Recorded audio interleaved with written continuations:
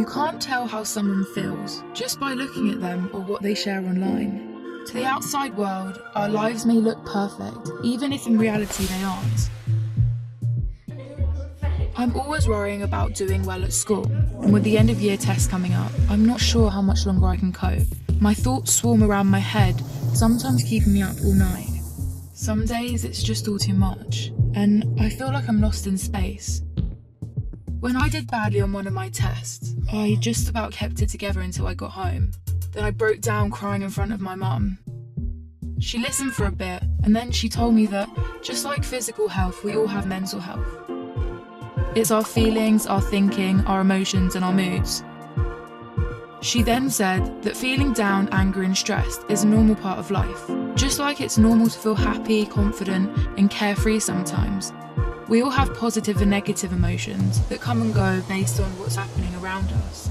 These are everyday feelings. Good mental health means experiencing negative emotions. It's not always about being happy. Mum can relate to the feelings of stress. So when Mum suggested I take a break from everything and do something I enjoy, I actually took her advice. So I made myself a hot chocolate, snuggled up in a duvet and watched a film. And you know what? Afterwards I felt so much better. Mum should take her own advice. Most of us only ever share the good things. We don't like to share how we really feel. Every morning when I wake up, negative thoughts stream through my head. Getting out of bed and pretending I'm okay takes all the energy I have. As the day goes on, the negative thoughts turn from a stream into a river.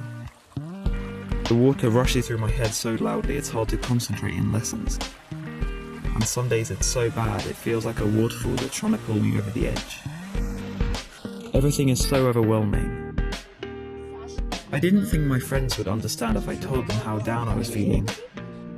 But when Sasha opened up to me about how stressed she was feeling, I told her.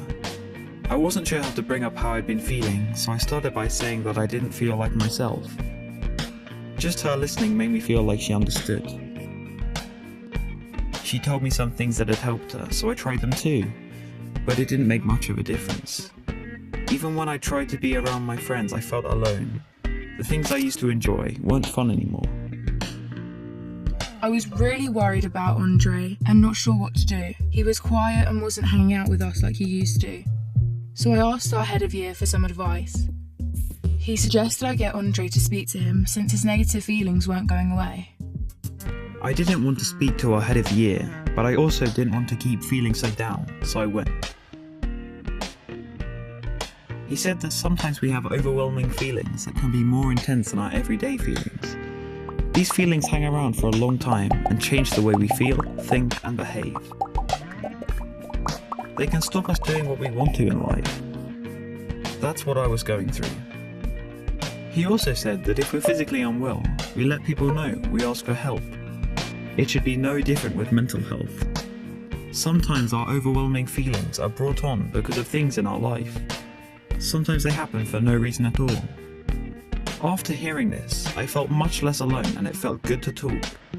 Scientists have found exercise can help when you're feeling low, so our head of year encouraged me to sign up to the school football club, which Sasha was already in. I still have days when the river is there, but now I'm beginning to understand my mental health. I'm learning how to cope. Our head of year reminded me that my friends, family, teachers, and lots of others at school are there to help just as much as he is. I had no idea the people around me could be so understanding. And while it's not always easy to talk about my mental health, the person I'm talking to might be able to help. If you don't feel like talking, that's fine. You could try writing, sports, reading, art, music, playing with your pet, whatever makes you feel better. If you're the person someone talks to when they're struggling, just listen with no pressure or judgments. You don't have to have the answer. If you feel unsure about anything, you can speak to a trusted adult. Talking about mental health doesn't have to be difficult. After all, it's something we all have.